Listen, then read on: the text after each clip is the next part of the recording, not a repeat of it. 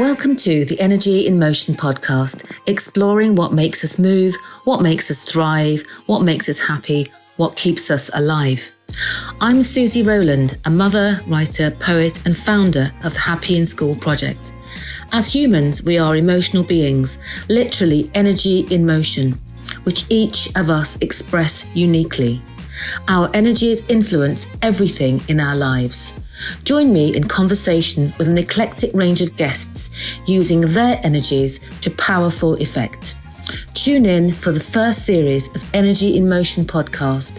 You'll find the Energy in Motion podcast on your favourite digital download channels. I can't wait for you to tune in and relax and enjoy the sound of Energy in Motion. Welcome, Cassi, to the Energy in Motion podcast. So this is all about what makes people feel alive and where people get their energy from. And you have an incredible resume of your theatrical life.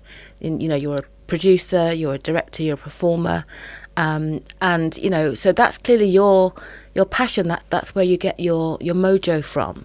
So can you just tell us a little bit about your early memory? When did you first feel that you wanted to be in the creative industries? Oh, that's a hard question.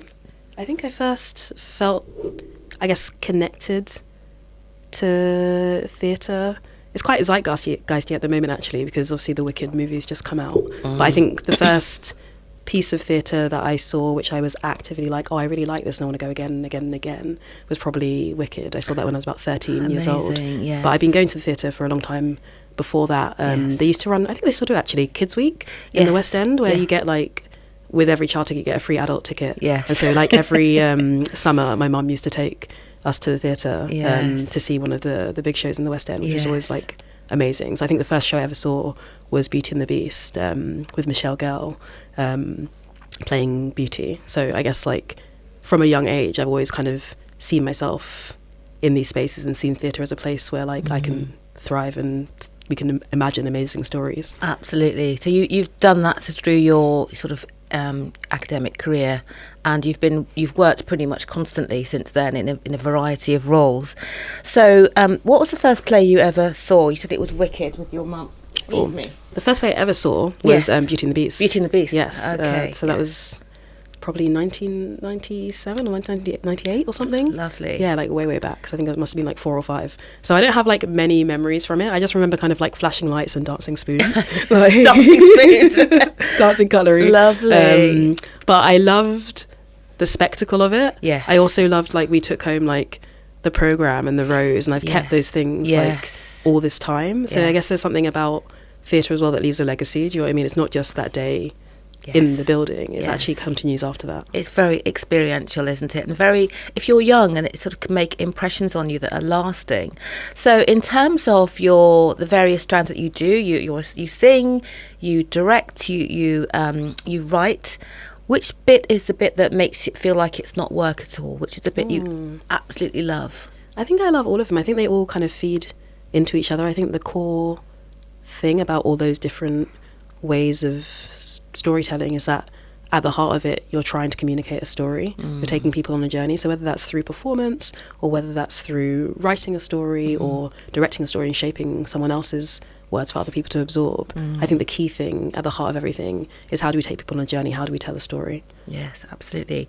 So in terms of the cultural aspect, tell me about why you think having plays or theatre that appeal directly to the African diaspora is important. I think that it's really important for us to see the full multitude of stories and experiences that are available to us ultimately. And so I think that if you look back through, I guess, the history of Western theatre at least, you do have a range of different stories, different experiences, different classes, different family setups. And so I think it's just important for the African diaspora to have that same breadth. Yes. That those stories are told and continue to be told. I mean, we have the legacy of the oral tradition, for example. And that's something that I think is very important, and it exists through music a lot. You know, we have the rap genre, but in the theatre, it's taken a while to kind of catch up, I think, in terms of how we tell, you know, call and return, and how we use the words to ignite memories, and you know, almost like casting spells. You know, the language is used in a very magical way.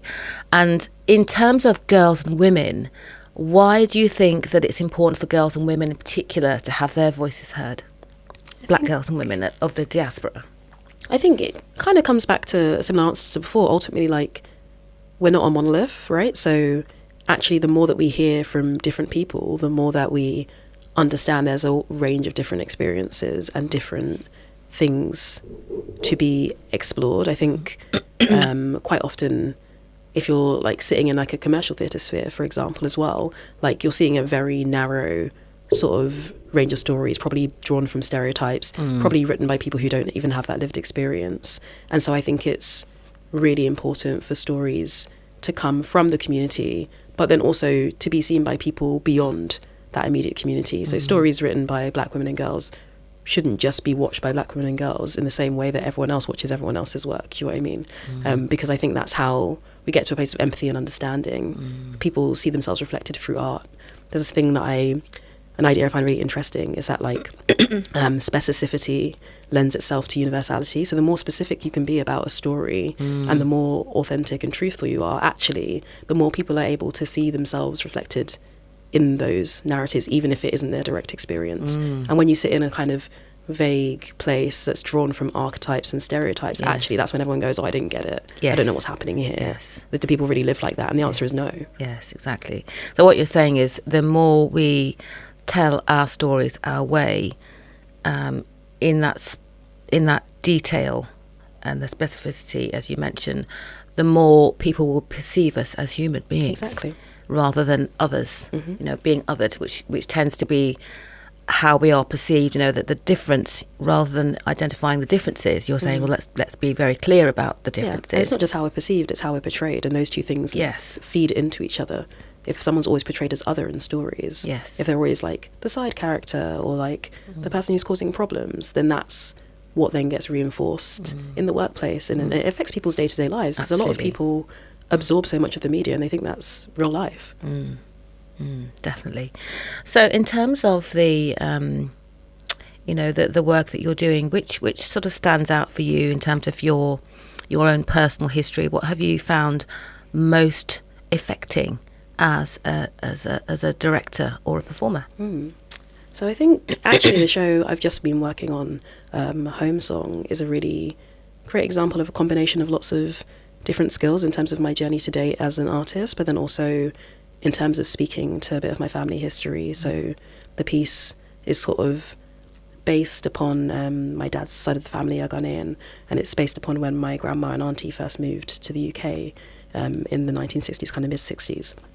And so it's kind of drawn from the personal archive. We used a lot of like reference images of like what their life was like in Kumasi before they moved, and then also like their first day in the UK. My granddad was a photographer, so we have like these amazing photographs that we could use as like a basis to kind of create the story. And obviously like they're both still alive, so I can also like talk to them and like hear what it was like from them. And then we worked to translate that into a piece for babies. And it's this kind of beautiful journey is through composed a cappella music, so it draws on those like oral traditions and musical traditions of call and response that you're talking about. It's kind of like the culmination of all the different elements of both myself as an artist, but also like the things that resonate for me culturally combined into one piece. And also I guess what is also feels really special is that quite often, because it's for babies aged 6 to 18 months, it will be the first time a lot of them go to the theatre as well. So we're kind of creating that core memory for families too. So it feels really important because we're looking at a journey that would have been a core memory, especially for my auntie. She's like, I can't really remember anything before getting on that plane. And then now we're bringing families into that space and kind of reliving that journey with them. And they do it 3 times a day, like and so we get to meet so many different families, and the babies interact and engage in different ways. Every show is different, so it feels really like we're building a community. There's an author in the show for audiences to sing with the performers. They teach them call and response songs, and we kind of create a community of voices in the piece as well. So all of those things that feel really integral to diasporic storytelling are present in the piece. And then I guess in terms of my role, I mean, I did everything. I like wrote it, directed it, composed the music. And so then I'm also then combining all my different loves and as skills, a creative as well. Absolutely. So it's almost like anti-theatre, if we're looking at it from the Western perspective. You know, it's all hushed when the lights go down, and that whole sense of the actors have the stage. You've turned it on its head. So we actually have the performers, the stars are the babies and their mothers, which is wonderful. So it feels almost like a tribute to motherhood as well. Yeah, I think it's definitely a tribute to motherhood, or like parenthood more widely, actually. We have a lot of families come. Sometimes we have like multiple generations come as well. So everyone's sort of sharing in that act of like collectively feeding into making this a fulfilling experience for the children who are present in the space. And also, I guess, in terms of like the ideas of anti-theatre or kind of subverting what we expect from Western theatre, like everyone sits on the stage with the performers, everyone kind of sits within the space, like we're all part of this environment creating the show. So yeah, it's very I don't really see it as subversive because it feels like it flows really naturally, but I guess for people who are used to kind of sitting in the dark, it's definitely not that. Yes, exactly. Exactly. And I think also having babies, I mean, that whole concept of babies and how they learn through mimicry and modelling, and that whole concept of also the storytelling through song. I mean, that's the whole genesis of nursery rhymes, and the repetition and the comfort that children gain from that repeated experience, and then having your mother or your key carer, there with you. As you say, you're building a core memory. And I think because so many of us have experienced trauma in our early years, in terms of whether we've left a family have been split up through, moving across through our migration patterns and etc., or living even and being born in a land that's not a land of our mothers or grandmothers, for example. So what you've created is a new blueprint. It feels like something new, and I think that's so important for young children of diasporic heritage to feel a sense of belonging, because there's always a sense of alienation, and all of those things have been almost cauterized that make us feel we belong. And you're bringing that into, well, this is how we can belong. This is the space. This is a memory, and that core memory you talked about. And I think that's so fascinating and fundamental to child development. And that's clearly a really powerful thing that you're putting in there. So tell me how that works in terms of maybe the older children you work with who may have had more difficult early core memories, and how it works in terms of building that reassurance in people who may feel that they don't belong. Where does that fit in terms of the musicality and the repetition? Yeah, I think in terms of like home song specifically, it's really targeted at children aged 6 to 18 months. We did a lot of workshops around Croydon with parent and baby groups and in nurseries, and during the rehearsal process we had some families from around Bermondsey who came into the rehearsal room once a week as well, and kind of joined us on that process. So we were really able to sort of tailor the piece to that specific age group. But I guess the thing that was always really important to me is like babies don't take themselves to the theatre, right? So they're going to come with parents, they might come with older siblings, there's a whole like entourage that comes with a very young child.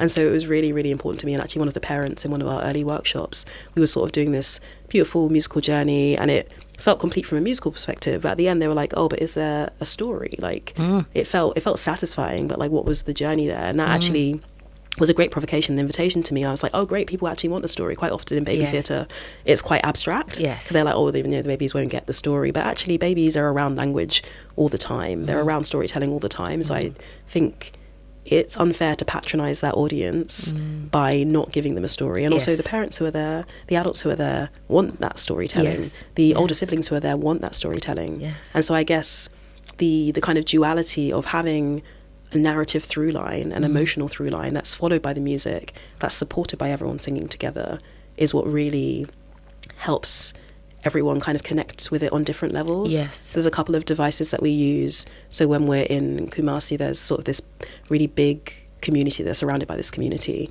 and so we do a lot of the kind of call and response singing, the community singing in that space. And when we get to London, the offer is more like, oh, let's make a soundscape of like sounds in London, like you all have your individual suitcases, how do you interact with that on your own? So everyone is kind of integrated into the different feelings of like togetherness and then alienation and then finding community again in the piece. Because we're kind of based in the 1960s, and the other half of my family are from Grenada in the Caribbean. There's a little boy who joins the story in the second half. When we get to London, he's kind of just arrived, kind of like one of the offshoots of the Windrush generation. And so he's got a parallel experience to our central character, Adjua, but he's been here a little bit longer. He's a bit more confident. He's a bit more like ready to play and ready to engage. And so it's interesting to see the confidence of the character when she's at home and when she's trying to build a new home, how she's a little bit more tentative, and like, that's something that older children and adults can really tap into and understand. Relate to, the babies are like, oh, it's another kid, let's play. But as people get older, they understand the different emotional layers that are built into the story there. I love that.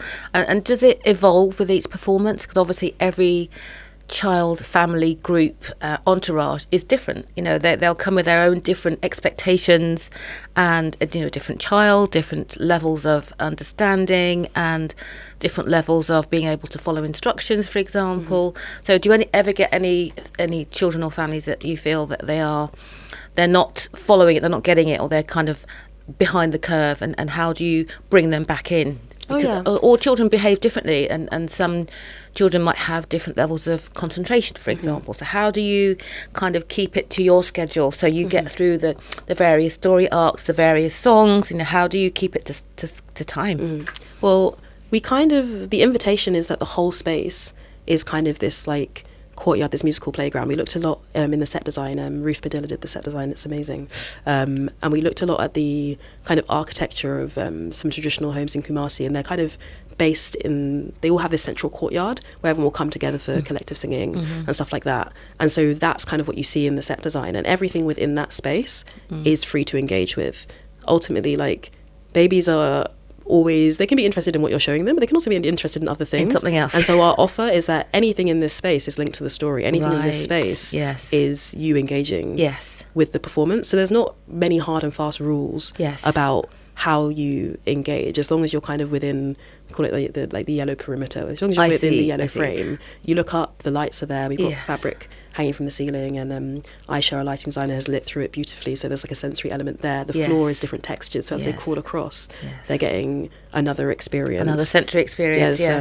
These like seed pod curtains that when you run your hand across them, it sounds like running water. So around the whole space there's loads of invitations to play and connect, and every family gets a little mini suitcase which has some different like London items. We explore autumn when we get to London, so there's like autumn leaves, and there's like a pigeon and there's lots of little things for them to connect and play with. So I guess we never lose anyone, because there's so many offers and invitations to stay with us. So every family, every child, every parent, carer will have quite a unique experience. Definitely, actually. A really unique experience. Yes, that's wonderful. And I love the way you mentioned the sensory experience of theatre, because again, in the traditional Western sense, people expect theatre to be a listening experience and a passive experience, and you have, by the nature of this home song, created an interactive and very active experience for everybody there. So everyone has a part to play. Yes. And that's very democratic. It's very Shakespearean, actually. So I love that. I love that idea. And I think it makes it more memorable. You say if we are developing a new memory and a positive memory of theatre and engagement with song and with family, the fact that it's interactive is going to make those memories much more powerful and long-lasting and sort of happy as well. So I think it sounds like a wonderful show. So what can how can people find out more about it? Okay, well, it's on currently at the Unicorn Theatre until the 9th of March, and then it moves to Talawa Studio in Croydon from the 14th of March to the 12th of April. So if you either go on the Unicorn Theatre website or the Talawa Theatre website, you'll be able to find out how to get tickets. And then hopefully also be touring around the rest of the UK towards the end of 2025 as well. So if you're not in London, keep an eye out. Absolutely, absolutely.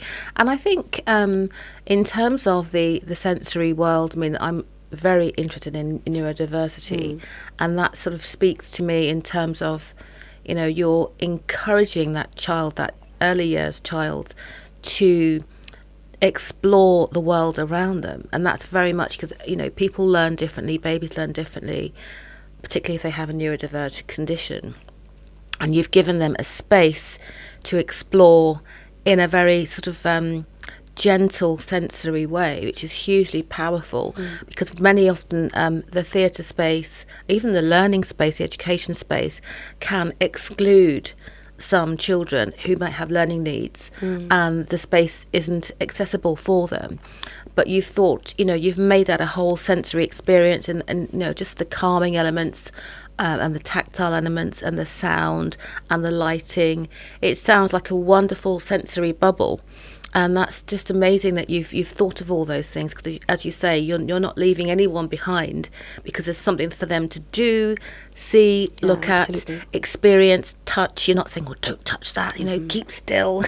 You're actually making it, you know, this is your space, enjoy it. So yeah, absolutely. I think at the heart of it, we wanted that once people were in the space, everything was a yes. Yes. We didn't want to be saying no. Like, I've been to watch a lot of baby theatre in the process of developing this piece, and quite often there's always one or two places where it's like, you can't go there, you can't touch this. And we were very much like, we know the target age, so we need to make sure that anything they can interact with this within the space is, one, safe, and also all the different multitudes of how they can explore it are either feeding into the story or are not going to be a distraction to the narrative, for example. So there's I'm giving spoilers now, but there's like this beautiful moment where we have this chest that lights up and we're kind of flying through the night sky, and we bring out these like reflective mirror balls that go into the space, and the key thing is that a young child isn't ever going to be able to open the lid of the chest, so therefore we can have it in the space, they can hit on it, they can interact, be like, oh, what is this?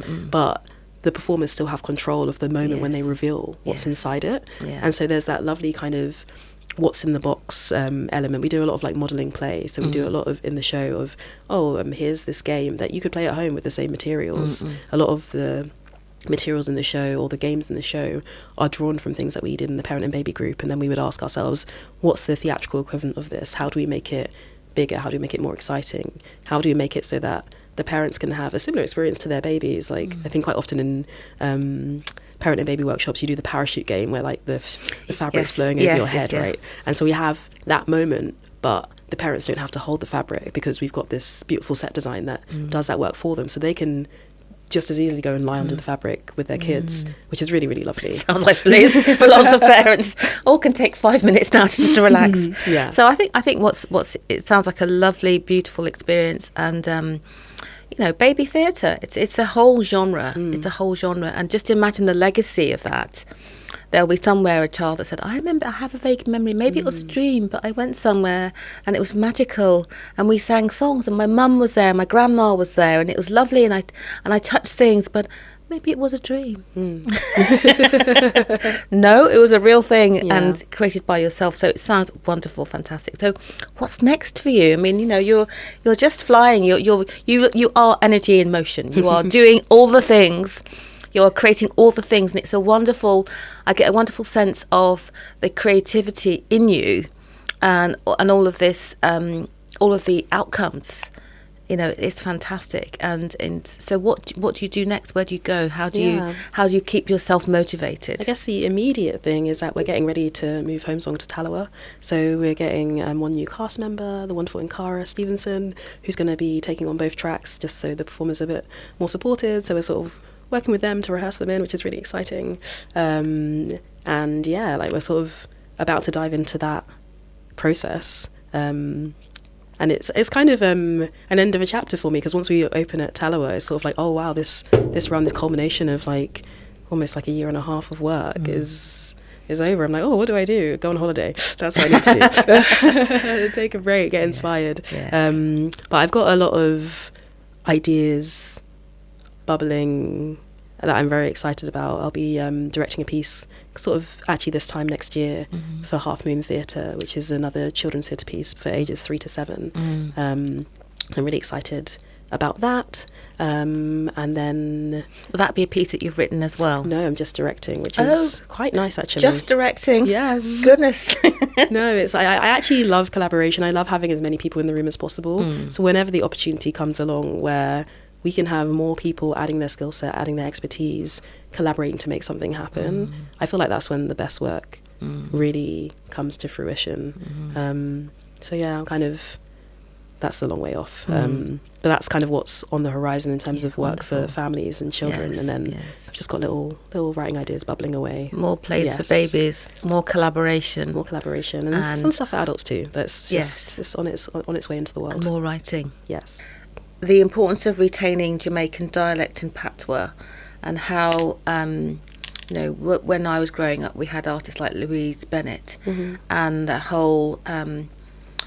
resurgence and the power of us taking control of our language, because many diasporans, my cultural heritage is Jamaican, and as Jamaicans we don't know necessarily what our African heritage would have been, whether we belong to a Nigerian tribe or Ghanaian or wherever we would have come from. What was our language, what was our sort of our starting point. So to have the patois, which is obviously a mix of Spanish, Jamaican and African and various other languages together, it felt like there was something that we could have a way of our own language. It felt like we could communicate and hold on to something, having lost pretty much everything. So what are your thoughts on that? Because there's a huge, again, in theatre, we think the Western theatre is very much about clarity and precise language, and where does dialect and cultural language and influences come into theatre from your perspective? I think it's interesting. I think it depends on the piece. It depends on what you're communicating. I always like moments. I watch a lot of like foreign language like films and TV anyway, so I don't mind like sitting and seeing something happen in a different language and without it being translated. And then I think there's an interesting turning point for me in a piece where if people would be speaking to each other in their native language and that's not accessible to us in the room, then we should just speak in our own accents in English rather than kind of doing this weird pretend version where we're not quite hitting the mark. And ultimately they would literally be communicating with each other on a level. So I try to like mimic the experience of what the communication is, as opposed to pulling in something that feels inauthentic. But if the people creating the story have the range and the experience to use patois, to use different languages. There's some of Home Song that's written in Twi, and it felt really important that we include the language, and then we move to English. Actually, like when we're in Ghana, we basically, for most part, use Twi, and then we use English when we get to London. Not because they'd be speaking English, but just because at some point people need to be let in.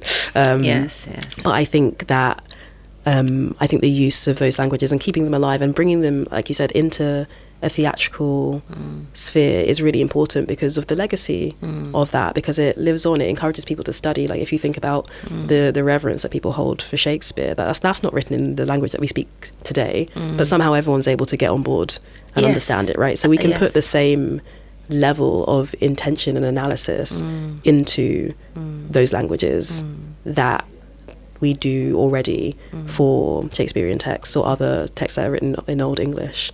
It's really interesting. My sister did an essay, actually it was a while ago now, about articles written in Pidgin and also in Patois, and comparing them and the importance of like even like day-to-day news being written in the languages that people actually speak, as opposed to just being in standardized English. And we were talking a lot about these ideas, and I was like, yeah, it is so important, right? Because actually you need to meet people where they're at and also invite people in, right? So this is a language that you don't know and you don't understand, that's fine. Like context Context will make you understand. It's amazing that actually if you listen to something for a little while, you might not have a clue what they're saying. Exactly. But you understand, you get the feeling, right? Yes. And the feeling is even more potent if people are speaking the language that is important to them and holds a cultural resonance, the language that has a cultural resonance to the story. Yes.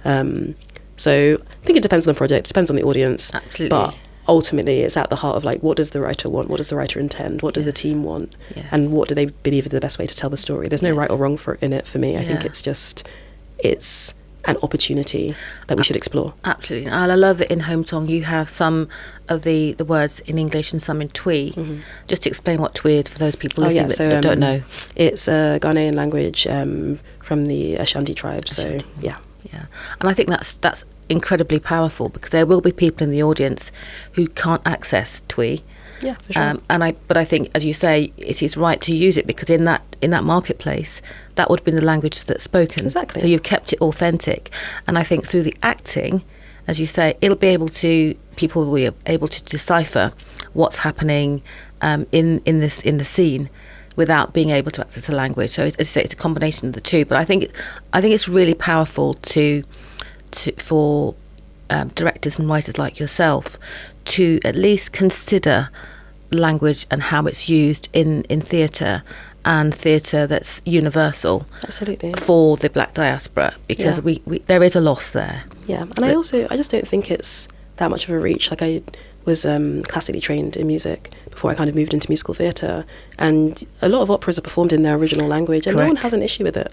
No one has a problem. Yes. And like, often they have subtitles above the stage and people can read, but quite often when people go to operas, they'll just like maybe read the synopsis before and they'll just sit and watch the story. Yes, they're not like looking up to every every line. happening. You can feel what's happening through the music, exactly, through the acting. You know, the sort of somewhat overblown. So you get a sense of what's going on. So absolutely. Yeah, I think that's a very good point. And my last question for you. Let me just have a quick look at what's here.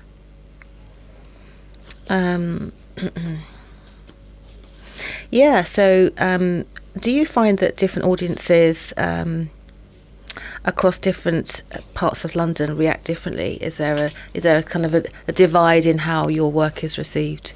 Because obviously the theatre space is you'll get theatre goers and then some people that never set foot in a theatre unless it's something that they feel they can access. Yeah. So you've got a bit of a challenge maybe sometimes getting people into the theatre. Yeah. Because there are a lot of people that think it isn't for them. Yeah, I think it's really what the work determines the response. So it's not necessarily where we are that changes how people respond. It's what the invitation is within the piece. With Home Song, because we know it's a lot of people's first experience of theatre, at the start of the show we sort of welcome everyone in and go like, this is how we engage with this specific piece, and then everyone knows where we're at, right? Yes, yeah. I always think it's so interesting because theatre is like probably one of the only live art forms that starts on time. You go to the cinema, it starts 20 minutes later. You go to a gig, it starts an hour and a half later. So the idea that when people come to the theatre, like, you need to be in your seat at the time on the ticket, yes, if no one's told you that, you're not going to know, right? Yes, that's right. So I'm always thinking about like, what's the process before people get to the theatre? Like, how do we tell them what to expect before they arrive here, so they're not on the back foot when they get here? You know, because if someone's running in, they feel like the show's already started, they're going to feel on edge, and they're not going to be able to feel comfortable in that space. So I always think about like, what's the invitation? How are we welcoming people into the space? What's the whole journey from buying your ticket to arriving to leaving? Yes. And I think that's kind of then means people react in the way that not necessarily we're expecting, but that feels good to them. Yes, absolutely. Tell me what's going on so I know what's going to happen before I get there and how I might feel. Talk me through it. And that's part of that's part of the experience. And that experience will determine whether people come back or not. Absolutely. You know, so they know what it's like and what to expect. I think that's a really great idea. So I think we're done for today. Great. But you have been a fantastic guest, and I'm just so excited to see, you know, your development and, you know, what you do next, and how you progress. And I think more plays, more directing, you know, and expressions. I saw that also as well, and that's you know, for so young girls and teens, and a space where we can be ourselves. And I think that is a really interesting topic, you know, for women. Co-created with some young women and girls from Hammersmith, actually, and that was really, really cool. And after my mum came to see it, she was like, you have to make it into a whole play, and I was like, oh. Yes, yeah, and I think that is a really interesting way to bring people in who may not have had the theatre experience, because theatre is quite a loaded word, isn't it, actually, already, but that I thought was very interesting, how you approached that, and how that was very immersive and you know, a different level. So can't wait to see what's coming next, and hopefully I'll borrow a baby and get myself to Home Song. Yes, come on down. Yes, and thank you so much for your time. No worries. Thank you so much. Take care. Bye.